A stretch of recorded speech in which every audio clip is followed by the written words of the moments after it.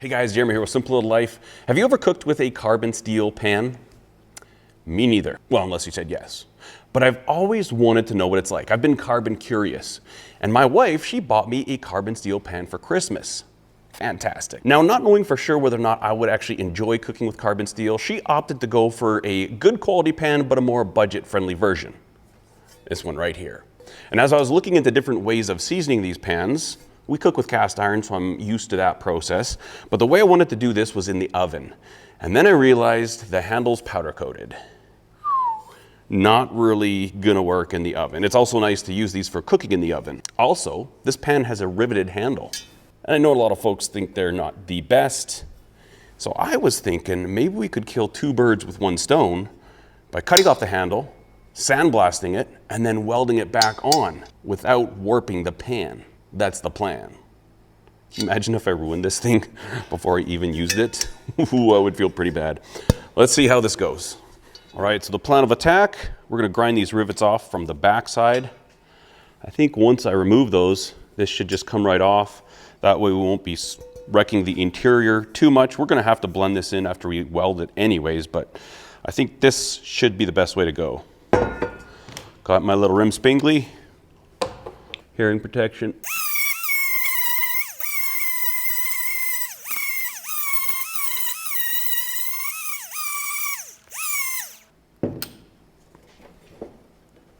Okay, might have to try tapping those out a bit. Oh boy, those are in there better than I thought they would be.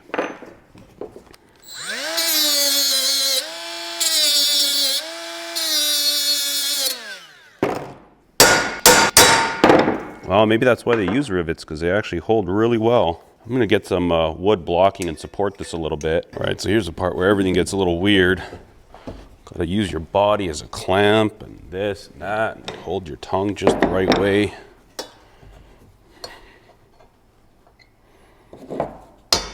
Whoops, that was the pan, not the punch. Moved a bit. I wonder if I should drill them out. Those are not really budging too much.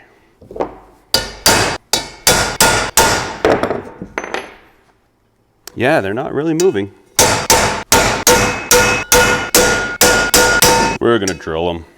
That's the best thing to do. Okay, I wonder what size that hole is. Well, it's not a 1/4 inch, but 1/97.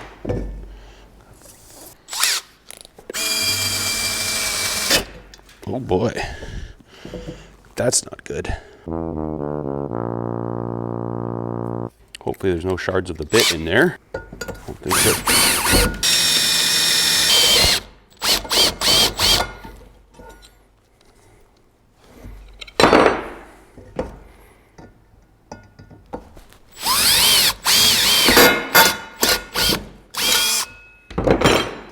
Ha ha! There we have it. That turned out not so bad. Indeed, there was powder coating underneath, so this would have been no good for oven use. Going in.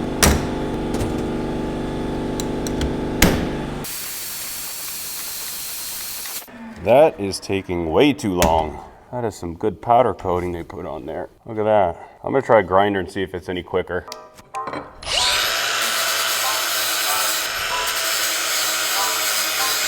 Much faster.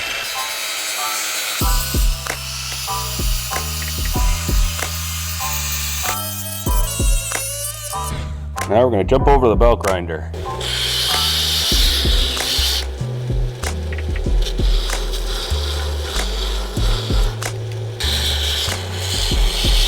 All right, so after that grinding, we hit it again with the sandblaster. I don't know if that's the right idea or not, but we're going to give it a shot. Now what we'll do is we'll just kind of clean up these burrs a bit and get ready for our welds.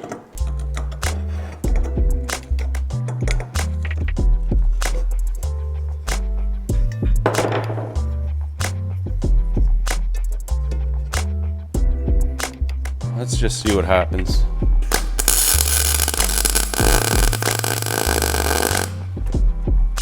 Ooh, I like that. That turned out really good. How does the rivet look on this side? Oh, it looks like it's riveted on there. It's hilarious. So what I'm doing is with this little magnet, I'm just sticking this rivet in that valley, pushing it into the hole, and then turning the magnet on.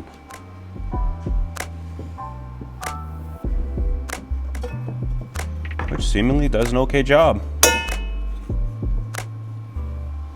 Okay, I suspect I might be damaging this drill bit, but whatever.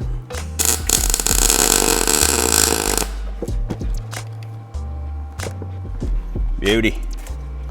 We've got 2 done. They're looking okay. 1 more to go. Where's my last rivet?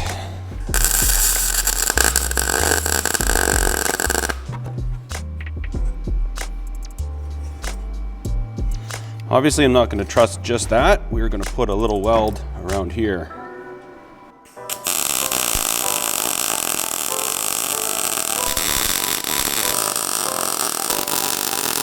We're going to do a little more. A little is good, a lot must be great. Well,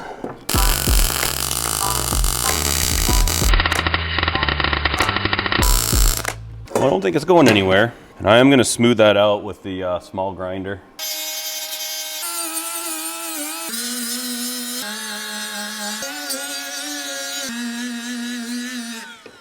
I don't know if this is the wrong thing to do. It's not my finest work. Here's kind of where we're at. It is not perfect by any stretch. The next step is I'm going to season it. And to do that, I'm going to take canola oil. I'm going to wipe it all around, completely coating it. I'm also going to season the handle of this because it's bare steel.